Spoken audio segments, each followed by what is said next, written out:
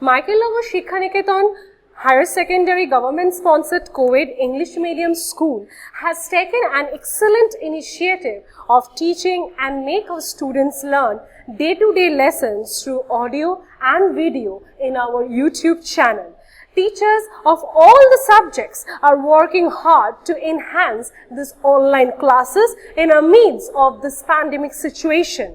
It is a request to all the teachers, students and guardians to click the bell icon and subscribe our channel. The board here, it has been said page number 100, traders and trading. So, we will now read about trade and commerce in India from the 13th century to 18th century. So, in a country as big as India, several merchant guilds traded in various parts of the country. So, in those days, there were neither air routes nor rail routes. So, we are having roadways and waterways where the means of communication further began. Then, the dangers loomed in the travelers' path, but travelers moved one place to another for the terms of business. Third, not only Indian traders but foreign traders came across for the business purposes even. Next, many market and mandis grew around the sea coast because it were having a help for the business purpose and trades in waterways and in roadways. Raw materials and laborers needed to construct palaces and masjids and etc. Export and import developed in course of export of laborers also. So, many laborers were enslaved in POW, that is the prisoner of wars, but different caste of laborers worked in same place. Then, sultans maintained a huge army. The farmers were compelled to cut crops and pay the revenue on the basis of the compilation of the crops and the basis of the merchant quotas. Next, luxury goods provided by nobilities gave further scopes for liability. So, this is a part of traders and trading. Next part we will be going in the interland trade. So, generally what happened in the interland trade? So, the trade has been divided into two parts. First is the rural and urban trade, and number two is the trade between two cities. So, what is the meaning of the rural and urban trade? As to produce product and raw materials, one to need to face some factories or to build some factories, and that particular factories and raw materials were coming with the period of the time from 16th century and from the regions of rural and urban areas. Number two, there were communications or the business based on communication depend on two trading cities, okay, two trade cities. Next, the commodities sent from the village to the populous cities were generally cheap but in large quantity. Varieties of food grains, edible oil, ghee, vegetables, fruits, salt, etc. used to come to the city. So, these commodities were sold in the city markets, that is mandis and bazaars.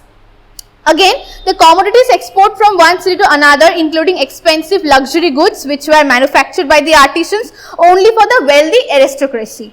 Next, craftsmen belonging to all classes and communities worked there. Expensive wine, clothes of fine Muslims were imported to the capital city of Delhi from various parts of the empire. Then cotton and silk from Bengal, Coromandel and Gujarat were in demand for over the country. In this period, the spinning wheel was used for the first time. And then what happened in the Sultanate area, that is the Delhi Sultanate period, the trade of handicraft had made a very good impact. Leathers, wood and metals and carpets, etc. In this age, paper was first made in India. It is so happened that the sweetmeat sellers of Delhi were selling sweets wrapped in the papers. Then the communication system improved gradually and significantly. So, during that time, roadside inns were built for the travelers so that they don't face any problem. Then the traders and travelers used to take rest in that particular building months. The Delhi Sultans introduced two types of coins. Number one was tanka, that was silver, and number two was jital, that was copper, for the convenience of the tax collection and trade. Next topic, page number 102, that is inland and foreign trade. So, here we shall be reading and knowing about the trade or the communication system of inland. It means the land where they are living, and the trade with the foreigners, okay, the outside of the India. So, So in page number 102, please come here. Indian goods were in great demand in the other countries. Trade took place through land routes and waterways. Clothes, spices, indigo and food grains were exported from the ports of Gujarat and Malabar, that is Kerala, to the neighboring countries along the coast of the Arabian Sea, Persian Sea and Red Sea. So during the Sultanate period, prisoners of war were exported from India to the West Asia. Again, horses, glass items, satin clothes, etc. were imported from those countries. Indian rulers encouraged import of horses since superior quality horses were not bred in India. Horses were mainly imported from Persia, Aden and Yemen. These are the outside countries, foreign countries. So during the period of the Sultanate and the early part of the Mughal rule, Bronj and Cambay harbours were the entry point of the foreign trade. When Alauddin Khilji conquered Gujarat, the Sultanate established direct trade link between the Persian Gulf and the Red Sea in the West Asia. So spiritually or gradually, the connection for the communication purposes has been built significantly. So special kind of cloth, milk product, fish were exported from Sindh to those countries. From Sindh to those countries. Don't forget this line. In the Mughal period, Surat was the main port. Okay, so it had good connection with the countries of the West Asia. So in the east and the Indian commodities were in demand in the neighboring countries of the Bay of Bengal region and in the Southeast Asia. Colored cloth from Gujarat, cotton cloth and silk and sugar from Bengal were exported to those countries, that is the inland countries and the foreign countries. In exchange, spices, in excess, there were no paying bills and all, they were exchanging. So in exchange, the outsider countries or the foreign countries used to send spices from Southeast Asia, okay. Then cowries were imported from Maldives, were used as coins in Bengal. Then in this way, trade relations were established in various countries from different coastal areas of India. Trade relations with Central and West Asia was conducted overland. Overland, it means on land.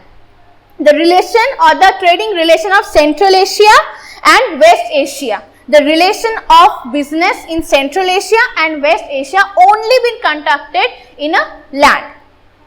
Precious metals like gold, silver, gems were imported by road from Central Asia. These metals were in demand for maintaining coins and for making jewelry.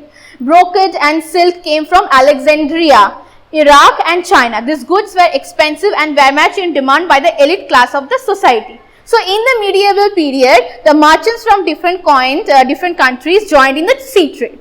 Gujarati, Tamil, Telugu, Oriya and Bengali, Malabaris merchants had earned a name for themselves in the trading world. These merchants were from the Hindu, Muslim and Jaina communities. So they traded with the Arab and Persian and Southeast Asia. Merchants of some were very rich. They were called merchant princes. Some of the big Indian merchants had their own ships. The rest used to send their goods on the ships of the others. So please read 104 page. Did you know box? The last we will be reading about the influx of foreign traders in India. Reading about the influx in foreign traders to India. I repeat the topic, influx of foreign traders to India. So what is the meaning of influx? That there were some problems which has been faced by India in terms of the establishing of trading system in foreign traders. The first point is Portuguese first came to India for trade. Number 2, Indian species were much demand in Europe. Vasco da Gama, the emissary king of the Portugal, came to India in 1498. Then the European traders were not only interested in trading alone but to get the hold over seaports. They imposed the rules of navigation. 17th century companies established as the English, Dutch, French and Danes. Then Surat was the port on the Arabian Sea. The Dutches first established their ports in Masulipatam and Surat. Then the French worked in India through the help of middlemen. Some farmers opted for opium and silk production instead of growing paddy. Cultivation which was directed to yielding profit in the market is called commercialization. European merchants started creating several trading ports for themselves. So here the European merchants started creating several trading posts for themselves. They used to build houses according to their requirements in the kothis. The kothis were fortified with the arms and ammunitions. They had their residences as well as the warehouses there. Goods were sent to Europe on their own ships. European ships were larger and more suited to naval warfare than Indian ships. So in this way, Gujarat, North and South Coromandel became the main trading centers for the Europeans. The Mughals rulers encouraged the merchants to trade. They announced tax relief on goods, gave permission for the establishment of kothis, and this way the intentions of the trade from European companies surged ahead through the trade, and commerce, agriculture remained the basis of the Indian economy. So thank you. This is for today's class, and it has been divided into 3 parts. Please go through all the parts from 1, 2 and 3, and please don't forget to take out your copy and take out your book while going through the videos. Don't forget to put thumbs up if I helped you with the explanation. Thank you and see you again. Bye. Thanks for watching. Leave a like and comment. Subscribe. And do share the video among your friends.